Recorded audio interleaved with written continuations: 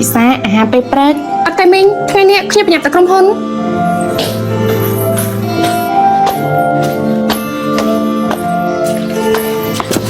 សូមជើញអ្នកនាង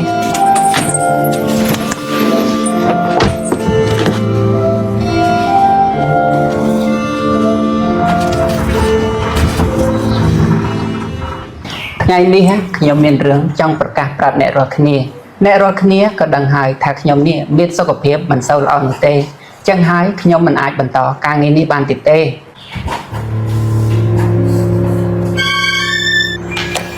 ច្បាស់ណាស់ដឹងតលោករាជណាមកគ្រប់គ្រងជំនួសហើយមែនហើយព្រោះថាលោករាជណាមានសមត្ថភាពហើយអាយុក៏សមរម្យដែរមែនហើយខ្ញុំក៏គិតអញ្ចឹងដែរមែនហើយលោកបាក់ជាលោករាជហ្មងបាក់ហើយបានអ្នករាល់គ្នាសូមរក្សាភាពស្ងៀមស្ងាត់សុំតបផងអ្នកគ្រប់គ្នាដែលអ្នកគ្រប់គ្នារងចាំយូរ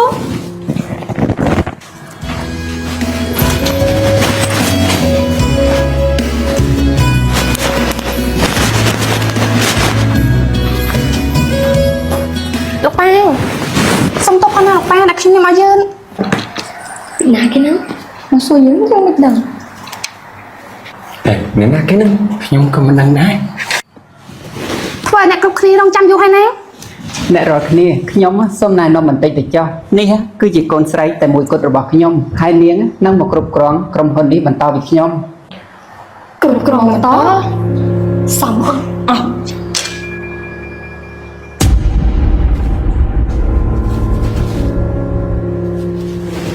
តើមានអ្នកជំទាស់ទេបើគ្មានអ្នកជំទាស់ទេខ្ញុំសូមជំទាស់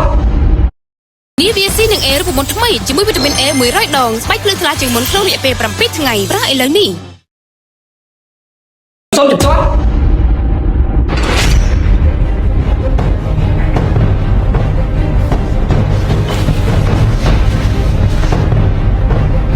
លោករីលោករីតមកហើយបងប្រុសខ្ញុំគិតថាក្មួយកល្យានមិនស័ក្តិសមនោះទេព្រោះថាក្មួយកល្យាននេះនៅក្មេងបាត់ពិសោធន៍ក៏គ្មានហើយអ្នកគ្រប់គ្នាក៏គិតដូចខ្ញុំដែរត្រូវទេមែនណាលោករាជខ្ញុំគិតដូចជាលោករាជដែរហ្នឹងណាគ្រប់គ្នាទោះបីជាកូនស្រីរបស់ខ្ញុំគេគ្មានបាត់ពិសោធន៍ក៏ពិតមែនប៉ុន្តែខ្ញុំជឿថាកូនស្រីរបស់ខ្ញុំច្បាស់ជាគ្រប់គ្រងក្រុមហ៊ុននេះបានល្អជាមិនខានសូមផ្ដល់ឱកាសឲ្យកូនស្រីខ្ញុំផងណាបងប្រុសគ្រប់គ្នាគេមើលលើសមត្ថភាពគេមិនមែនមើលលើសម្ដីនោះទេក្មួយកល្យានគេនៅក្មេងខ្ចីតើឲ្យគ្រប់គ្នាគេជឿទុកចិត្តបានយ៉ាងម៉េចទៅហើយចំណែករឿងផ្ដល់ឱកាសនេះមិនមែនចេះតែផ្ដល់ឱកាសនោះទេបើក្រុមហ៊ុនខូចខាតទៅបានអ្នកណាជាអ្នកទទួលខុសត្រូវឬមួយក៏បងប្រុស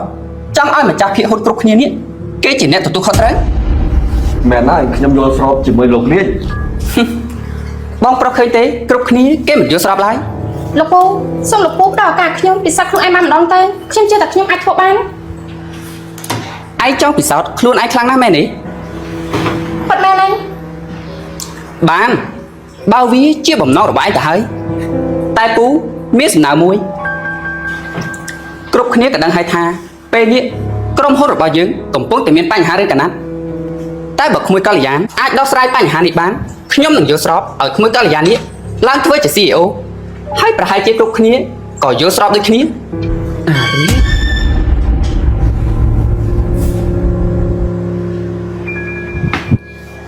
បងប្រុស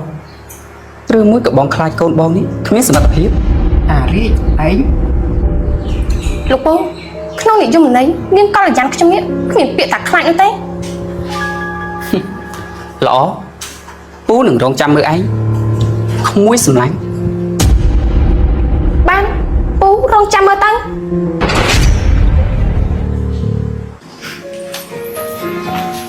លោកប៉ាពិសាខ្ញុំសិនទៅ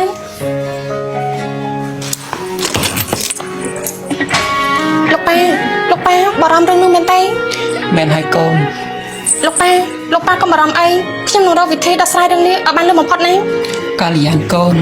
ណាមិនគួរទៅសន្យាជាមួយនឹងអារីបែបហ្នឹងទេប៉ាបារម្ភណាចុះបើសិនជាកូននេះធ្វើមិនបានវិញនោះតើគិតយ៉ាងម៉េចលោកប៉ាកុំបារម្ភអីប៉ាត្រូវជឿជាក់លើខ្ញុំណាខ្ញុំគ្មានថ្ងៃឲ្យអ្វីដែលជាកម្លាំងញើសឈាមរបស់ប៉ានិងម៉ាក់ធ្លាក់ទៅលើដៃអ្នកផ្សេងនោះទេ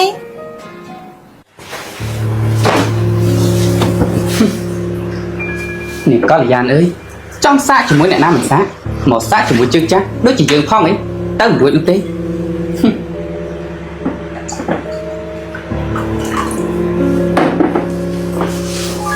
្បាយ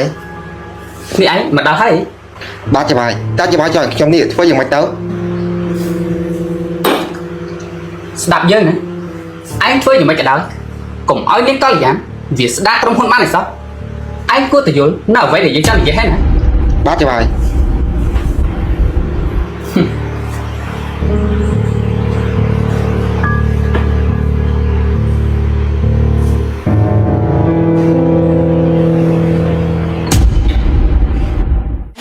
នេះឯងត្រឡប់មកវិញតាំងពីពេលណាមិនក៏ឯងនេះមិនប្រាប់ពុកម៉ែសោះអញ្ចឹងនេះឯងលែចាត់ទុកយើងជាពុកម៉ែរបស់ឯងហើយអី មានឲ្យអាខ្នាង ពងម៉ែខ្ញុំនៅបង្ហាយការងារខ្ញុំសិនពេលណាដែលរួចរាល់ខ្ញុំនឹងទៅជាមិនខាន ការងារស្អីឯងក៏សំខាន់ជាងយើងទៀតនោះអាខ្នាងអូន ចាំមិនឲ្យឯង មានយ៉ាងម៉េចបញ្ចុចបាត់ហ្នឹងហើយ អើយអាខ្នាងឯងស្អីទៅរកវា ទៅរៀបកៅឲ្យ